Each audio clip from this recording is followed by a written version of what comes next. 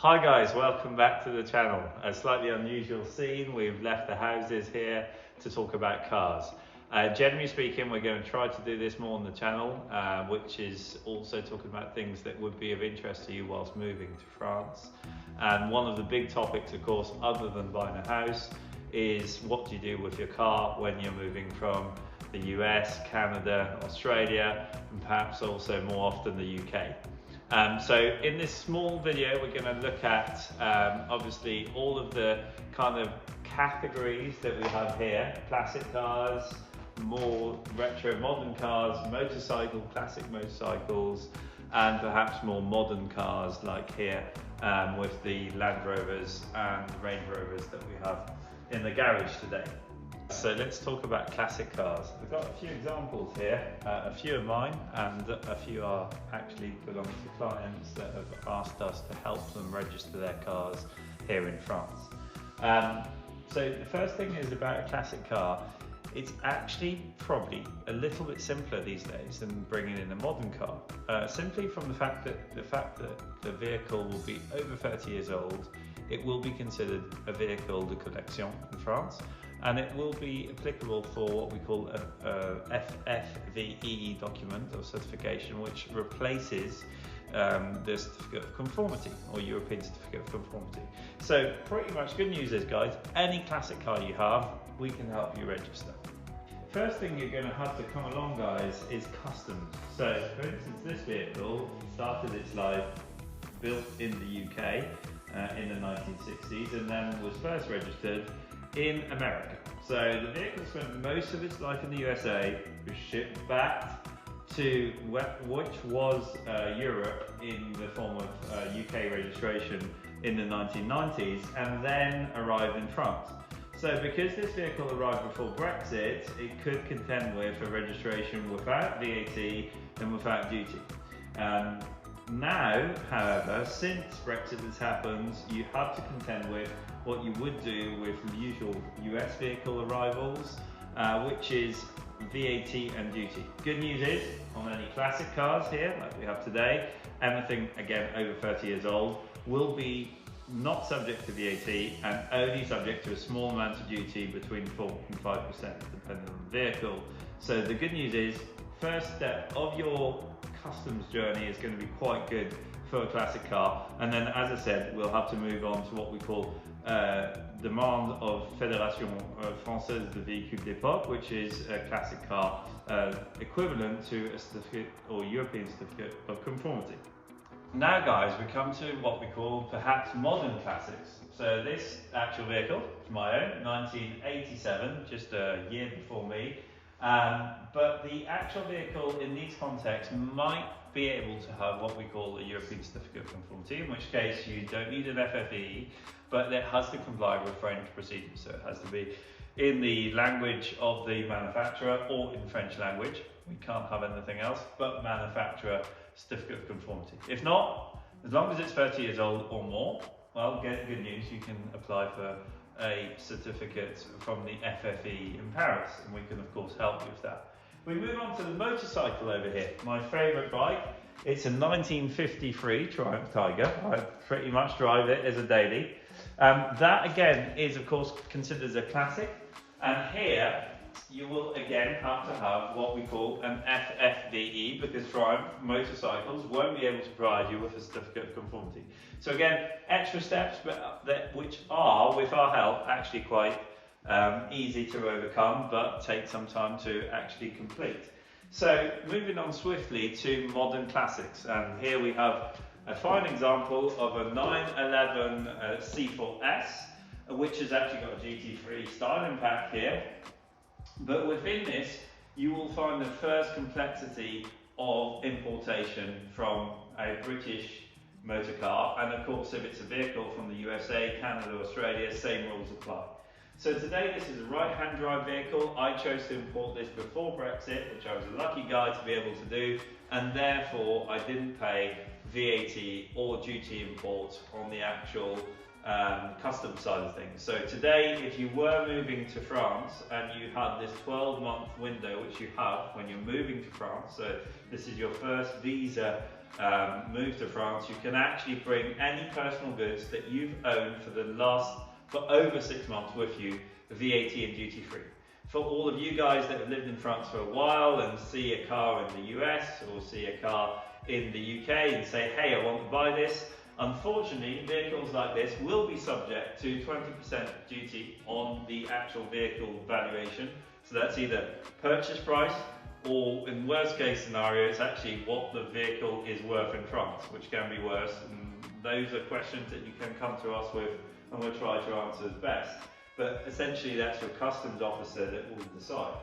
In terms of duty, we will be looking at 10% duty on any vehicle that comes into France on that kind of criteria that's under 30 years old. So here you'd have to ask Porsche to kindly provide you with a European certificate of conformity, and then we could proceed with the registration once we've cleared customs. So guys, the next part of the video is really going to be of interest to you because of course we know that a lot of followers on this channel will be bringing the vehicle from the UK. And the first question that most of you ask me when you give me a call is, Richard, what shall I do with my car? I've owned the vehicle for a few years, I really like it, it's a premium vehicle, I've noticed that everybody drives a Peugeot, Renault or a Citroën in France, but I really like my Audi, I really like my Land Rover. And the equivalent is 30–40% more expensive here in France. So how much is it going to cost me to register this vehicle? So let's have a look at the cars that I have here, which are actually my own vehicles. One of which is a 2016 Range Rover Sport, which I purchased in France for thereabouts of 50,000 euros. So for 50,000 euros, your equivalent to in the UK is probably thereabouts 30,000 sterling. So straight away, you're having to pay quite a high premium for a vehicle that potentially isn't actually as spec'd as the vehicle would be in the UK. If we move over here, we have my latest daily driver, which is a Land Rover Defender. I've actually ordered a brand new Range Rover Sport, but in the UK, and I'll tell you for why in a few seconds. One, of course, is the price, but secondly, if you are today commuting between the UK and France, you've got to consider where are you going to spend most time, because you are going to find yourself in a grey area, which is quite clearly one which is, well, where do I spend the most time? And the first thing to consider is if you spend more than 6 months of the year in France, then you really need to opt for a French registered car. If you do not spend more than 6 months of the year in France, then potentially keeping your UK registered vehicle could be of interest.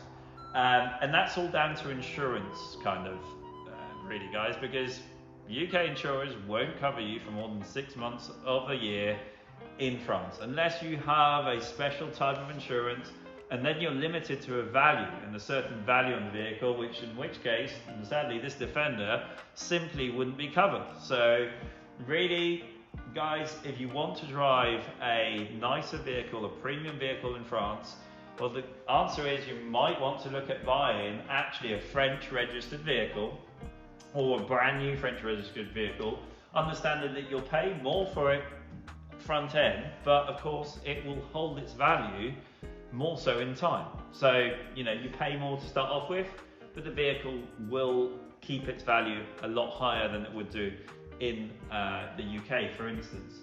The other good news with that is we can help you source vehicles, because I have knowledge of most major manufacturers and work with most major brands like Land Rover, Jaguar, JLR is somebody that we work with an awful lot, Mercedes-Benz, Audi, and of course any other premium brands including Tesla, we have direct links with, and we can help you source those vehicles, whether they be brand new or second hand. In terms of bringing in a used vehicle from the UK, well, as we said, the first thing, as with the Porsche, you've got to consider customs. So you have to have owned the vehicle for more than 6 months, and you have to be within the first 12 months of moving to France. And this is applicable whether you're moving to the US, Canada, the UAE, whichever country you want to name here. Really, you've got to make sure that you've owned the vehicle for more than 6 months, and of course, that you are within your first 12 months of moving to France. And the most important thing really is, can your manufacturer issue you with a full European certificate of conformity? Because if you can't, you're going to have to go through DREAL and all kinds of inspections, which are pretty tedious, quite expensive overall, and you might want to reconsider actually bringing that vehicle with you. But if we take the example of this UK registered vehicle, admittedly, I've just moved to France. I'm within my 12 months of moving to France. I've got my full UK COC from Land Rover UK, and it doesn't mention that it is a right-hand drive vehicle, because otherwise I will have to go through further tests. Well, we can help you register the vehicle. It's a pretty simple process. It will take between 3 and 4 months in these kind of contexts to actually get a French registration, like the 911 Porsche will have. And then guess what? You'll fit in completely with the French countryside with a right-hand drive car, which some might notice, but really it's not. It's a lot less noticed than the UK registration. And then of course in that period of time you can insure the vehicle with a French insurance company. In which case, if you do need anything on insurance, please let us know, because our sister company is Fab French Insurance, and they're based in Biarritz, and they will be able to issue you with the relevant documents that we need to register the vehicle and insure you temporarily on your foreign number plate. So again, guys, please let us know, because we'll be happy to obviously put in touch with them. And in terms of registration, if you have any other questions, and if there's anything that isn't clear in this video, please let me know. If you have any other ideas about videos that you would like to hear about, also obviously feel free to contact us, because we would be happy to talk about, you've seen perhaps lawnmowers and tractors in the back of my man cave here in France, and of course we'd be happy to chat about those as well. So again, thank you for following us. If you like this video, please obviously click the like button and do subscribe. It really helps us and encourages us to do more videos. If you have any other questions, please leave them in the comment box and we'll be sure to get back to you soon.